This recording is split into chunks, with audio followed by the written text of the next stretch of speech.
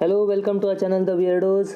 And आज हम देखने जा रहे हैं फर्स्ट चैप्टर का थर्ड पार्ट। वो है रोल ऑफ जुडिशरी। जुडिशरी यानी न्याय संस्था, जजेस, कोर्ट्स, इसे कहते हैं जुडिशरी। कोर्ट का जो स्ट्रक्चर है, Supreme Court, High Court, district court, ये जुडिशरी होता है। Judiciary in India has played an important role in strengthening democracy, क्योंकि ये किसी की सगी नहीं होती, ये किसी पार्टी की नहीं होती, ये किसी पर्सन के तौर पे नहीं चलती, ये किसी पर्सन के कहने पे नहीं चलती। ये एकदम निष्पक्ष यानी एकदम इम्पार्शियल सिस्टम है। जिसकी बात सही है या जिसकी बात गलत है, यह तर्क के आधार पर सिद्ध होता है। ये सिद्ध होता है, ये प्रूव होता है कोर्ट में गवाहों के तौर पे या डॉक्यूमेंट्स के तौर पे, सबूतों के तौर पे। सबूतों के ऊपर निर्णय किया जाता है कि कौन सही है कौन गलत है, और इसका निष्पक्ष फैसला होता है। इसलिए जो गॉड ऑफ जस्टिस है, न्याय देवता, उसकी आंखों पे पट्टी बांधी रहती है। इसका कारण ही यही है क्योंकि वो किसी इंसान को नहीं देखती, इमोशंस को नहीं देखती, इम्पार्शियल है, with objectives of social justice and equality. While interpreting the provisions of the constitution, the judiciary has always taken into consideration. जब प्रोविजंस इंटरप्रेट करनी है कॉन्स्टिट्यूशन की कि ये लिखा है, इसका असली मतलब क्या है, इसके लिखने में बिटवीन द लाइंस क्या है, इसके और क्या मतलब निकल सकते हैं, इसके लिए हमेशा फंडामेंटल चीज़ों के लिए जुडिशियरी का रोल बहुत अहम माना जाता है।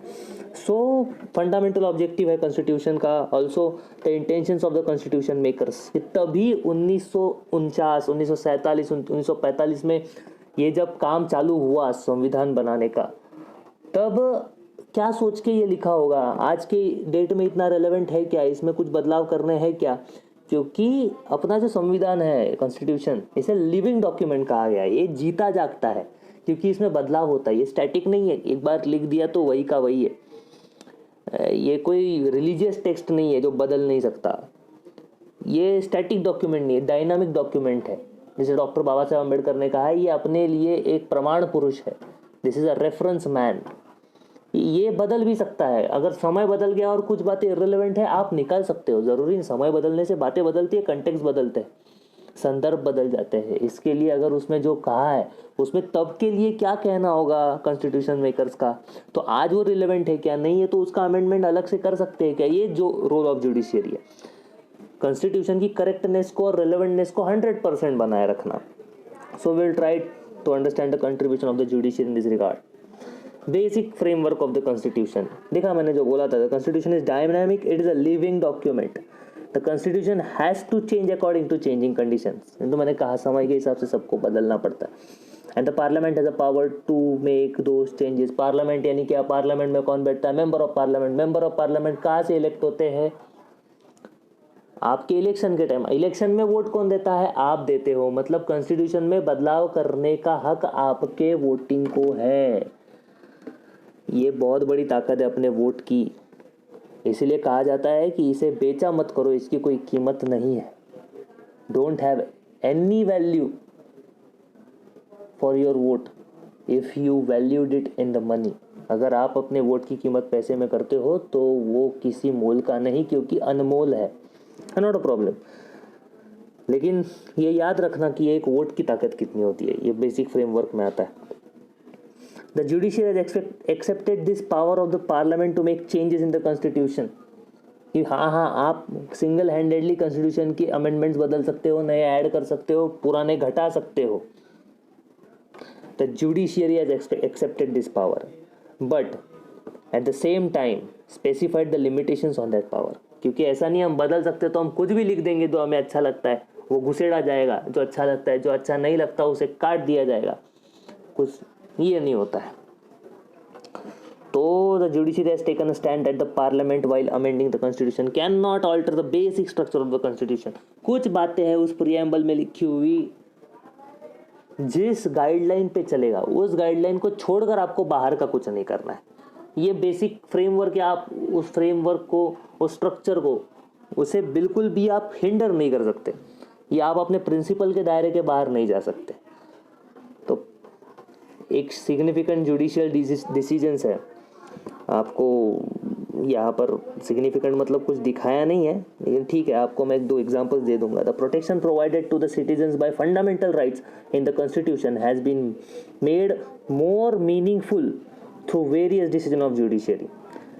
ये सिटीजन्स को, अगर कभी कभी ऐसा होता है कि पार्लियामेंट भी गलत डिसीजन ले सकता है, तो वो क्योंकि पार्शियल है, पार्लियामेंट इम्पार्शियल सिस्टम नहीं है, किसी एक पार्टी की गवर्नमेंट होती है, किसी एक विचारधारा की गवर्नमेंट होती है, वो शायद दूसरे को अनकंसिडर कर सकती है, लेकिन जुडिशियल की कोई विचारधारा नहीं हो सकती। तो इसके लिए कुछ कई बार अपने स्पेशल राइट्स का, अपने स्पेशल पावर का उपयोग करते हुए सुप्रीम कोर्ट ने कई डिसीजंस ऐसे बदल दिए हैं या उस चीज़ को अल्टर कर दिया है। Court has given judgement including rights of children, protection of human rights, protection of the honour and dignity of woman, individual freedom and tribal empowerment. आदिवासी क्षेत्र, इंडिविजुअल फ्रीडम हो सकता है, डिग्निटी ऑफ वुमन, स्त्री का सम्मान हो सकता है, इंक्लूड राइट्स ऑफ चिल्ड्रन, बच्चों के अधिकार, ज़्यादा पढ़ाई के लिए ज़्यादा बोझ नहीं चाहिए लोग बच्चों के सर पे या सर बच्चों के कंधों पे, क्योंकि बैग्स बहुत हेवी हो जाते हैं। तो उसके लिए गवर्नमेंट ने अध्यादेश निकाला, ये गाइडलाइन सुप्रीम कोर्ट या हाई कोर्ट से आई है, ये ऐसा नहीं है, लेकिन इसे गाइडलाइन दी जाती है कि नहीं, ये नहीं होना चाहिए, ऐसे बर्डन्स नहीं होने चाहिए, क्योंकि अगर बच्चे बार बार पढ़ाई करते रहेंगे तो खेलेंगे कूदेंगे कब? खेलना कूदना बच्चों का अधिकार है। तो इस मामले में कभी कभी कोर्ट को इंटरफेयर करना पड़ता है। हालांकि बच्चों के मामले में ऐसा इंटरफेरेंस कोर्ट का अभी तक हुआ है या नहीं, ये मुझे श्योरली नहीं पता है। इस केस के लिए मैं शायद स्टडी करके वापस आऊँगा, इसके जो कुछ केसेस है या नहीं है बच्चों के स्टडीज़ को लेके। ऐसी कोई केस हुई है कि नहीं बच्चों का बर्डन कम कर दो, बच्चों को इतना ही पढ़ाओ, ऐसा कोई केस नहीं हुआ। लेकिन हाँ, 18 साल के पहले, माफ़ करना, 18 साल के पहले के बच्चों को आप मजदूर नहीं रख सकते, आप बाल कामगार नहीं रख सकते, चिल्ड्रन लोगों से आप, बच्चे लोग से आप मजदूरी नहीं करवा सकते, खदानों में काम नहीं करवा सकते, दुकानों में काम नहीं करवा सकते, किसी भी तरह का काम नहीं करवा सकते, उन्हें पढ़ाना ही है। ये बच्चों का अधिकार है शिक्षा का। या फिर हम सोचते हैं कि बच्चों को शिक्षा का अधिकार है तो खेल का भी अधिकार है, तो लेकिन वो अभी तक कॉन्स्टिट्यूशन तक नहीं पहुंचा है कि बच्चों को 2 घंटा खेलना ही चाहिए संविधान के तहत, ऐसा नहीं है अभी तक तो। सो बच्चों को लेकिन शिक्षा का अधिकार, इसके लिए कोर्ट ने इंटरफेयर किया। Protection of human rights, protection of the honour and dignity of woman, individual freedom, tribal empowerment, these efforts have made the political process in India more mature. क्योंकि अभी पॉलिटिकल प्रोसेस को भी पता है कि अगर हम मनमानी करने लगेंगे तो डंडा ऊपर से पड़ेगा, और जब ऊपर वाले की लाठी पड़ती है तो आवाज़ नहीं आती, ये ऊपर वाला supreme court. In this chapter, we took a review in the constitution and working of the government on the basis and Indian democracy, many challenges before Indian democracy। क्या चैलेंज है वो हमका फलाना टीम का ये प्रस्तावना है, लेकिन ठीक है, ये 3 चीज़ें हम देखते हैं। Please understand, this is important to understand, everything is important to understand. Please understand the basic structure of the constitution generally includes following provisions: Republican and democratic form of government। Democratic यानी लोकतांत्रिक, republican यानी लोगों की सत्ता, प्रजासत्ताक, गणतांत्रिक। Federal structure of the constitution, federal structure क्या होता है? फेडरल स्ट्रक्चर होता है, मल्टी पार्टी स्ट्रक्चर हो सकता है, बाय पार्टी स्ट्रक्चर हो सकता है। फेडरल स्ट्रक्चर यानी पूरा कंट्री एक तरह से चलेगा, एक एडमिनिस्ट्रेशन के तहत चलेगा, सिंगल एडमिनिस्ट्रेशन के तहत चलेगा। उसके अंदर स्टेट्स होंगे, उनकी अपनी ऑटोनॉमी होगी, लेकिन फिर भी सिंक्रोनाइजेशन में चलेगा। Promotion of unity and integrity of the nation. Yes, हम देश के किसी भी कोने में रहते हो, कश्मीर, कन्याकुमारी, बंगाल, पंजाब, आसाम, उत्तरांचल, अरुणाचल, मध्य प्रदेश, महाराष्ट्र, उड़ीसा, छत्तीसगढ़, आप कहीं भी रहते हो, हम भारत का हिस्सा है। हम उड़ीसा राज्य में रहते हैं लेकिन हम भारत का हिस्सा है, हम बंगाल में रहते हैं लेकिन हम भारत का हिस्सा है। सोवरेनिटी ऑफ द नेशन, कुछ भी हो हमारा नेशन इंडिपेंडेंट होना चाहिए। सोवरीन, सर्वप्रभुत्व अपना होना चाहिए, सार्वभौम अपना होना चाहिए। Secularism and supremacy of the constitution. Secularism यानी किसी भी जात धर्म पंथ का डोमिनेंस नहीं, सभी को अपना धर्म, अपना पंथ, अपनी पूजा पद्धति अवलंब करना, अपनी पूजा पद्धति का आप क्या कह सकते हैं, चूज कर सकते हैं हम अपनी मोड ऑफ वर्शिपिंग की, मुझे कौन सा भगवान पूजना है, किस तरह की पूजा करनी है, किस धर्म का पालन करना, किस पंथ का पालन करना, ये अपनी अपनी बेसिक पर्सनल चॉइस हो सकती है, लेकिन ये कोई नेशनल एजेंडा नहीं हो सकता। ऐसे टाइम में हमारा कोई एजेंडा नहीं हो सकता। सुप्रीमेसी ऑफ कॉन्स्टिट्यूशन, कोई रिलीजियस टेक्स्ट नहीं, लेकिन कॉन्स्टिट्यूशन सुप्रीम होगा कॉन्स्टिट्यूशन, उसके लॉज, उसके provisions. Please understand, find out the judgement given by the supreme court on the above subjects in recent years and discuss them. Okay, हो सकते हैं judgements होते हैं कुछ. कई बार पार्लियामेंट में अध्यादेश जो है बिल है बाद में पास होता है, लेकिन उससे पहले सुप्रीम कोर्ट डिसीजन देता है कि ये करना चाहिए, फिर according to that bill pass होता है. ये भी होता है. This is important to understand. Democracy gives good governance or best governing practices. Following are the features of the good governance. What should be done, what should not be done to bring good governance in democracy.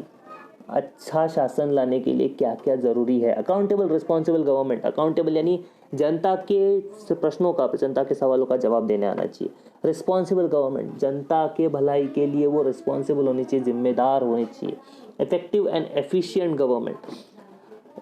Responsible government का एक उदाहरण देना चाहूँगा अपने दूसरे प्रधानमंत्री लाल बहादुर शास्त्री जी का.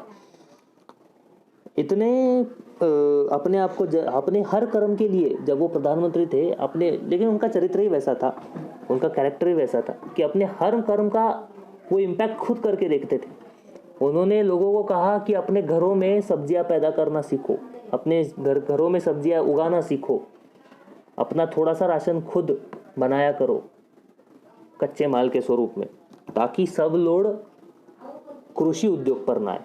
तो वो घोषणा करने से पहले उन्होंने खुद अपने बंगला यानी जो उनका प्रधानमंत्री आवास था, जो प्राइम मिनिस्टर जिस घर में रहता है, वो जो प्रेसिडेंशियल हाउस है प्राइम मिनिस्टर का, उसके आंगन में उन्होंने खुद किचन गार्डन चालू किया. अभी प्रधानमंत्री का जो घर था वो ऑब्वियसली बड़ा होता है गवर्नमेंट गिवन, तो उनका आंगन भी बड़ा है, तो उन्होंने बैल हल चलाकर खुद खेती की और कुछ फसलें उगा के दिखी, छोटी मोटी जो होती है आप कह सकते हैं लीफी वेजिटेबल्स की, और उन्होंने खुद किया कि हाँ मैं ये कर सकता हूँ, अगर मैं कर सकता हूँ तो मैं देशवासियों को बोल सकता हूँ.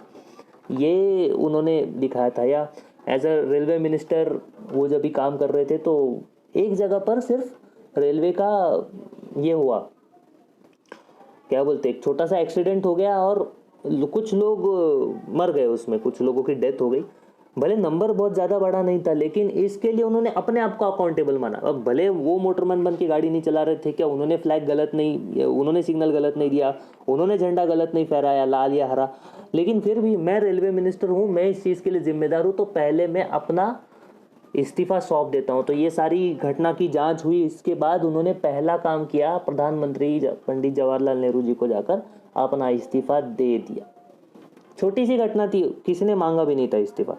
अभी जो ऊट सूट पार्लियामेंट में चलता है कि इस्तीफा दे दो, ये इस्तीफा दे दो, ये हुआ इस्तीफा दे दो, वैसे नहीं था. तभी विरोधक ऐसे सीधा चिल्लम चाली पे नहीं आते थे, तो उनसे किसी ने मांगा तक नहीं था कि लाल बहादुर शास्त्री जी आप ये घटना के लिए आप जिम्मेदार हो, आप इस्तीफा दे दो, फिर भी उन्होंने दे दिया. ये होता है accountability. 3 responsive government. Responsive government अभी का एकदम लेटेस्ट एक्सपीरियंस में हम सबने किया है. Sushma Swaraj is foreign minister, ex foreign minister in 2014 to 2019 government, इतने रिस्पॉन्सिव कि कई बाहर से भी ट्वीट आता था कि सुषमा जी हमें बचा लो, तो सुषमा जी पर्सनली रिप्लाई कर देती थी कि हाँ बचा लेंगे. बाद में तो मतलब उनकी तो सुपर वुमन जैसी छवि बन गई. सुपर वुमन वो थी हालांकि, लेकिन फिर भी उनकी छवि ऐसी बन गई कि उन्होंने खुद एक बार ट्वीट कर दिया कि टेंशन नॉट, अगर मंगल पर भी फंसे हो तो तुमको वहाँ से ले आएंगे. उन्होंने कई बार कितनी आपदाओं में, कितनी आपत्तियों में उन्होंने कई बिछड़ों को मिला दिया.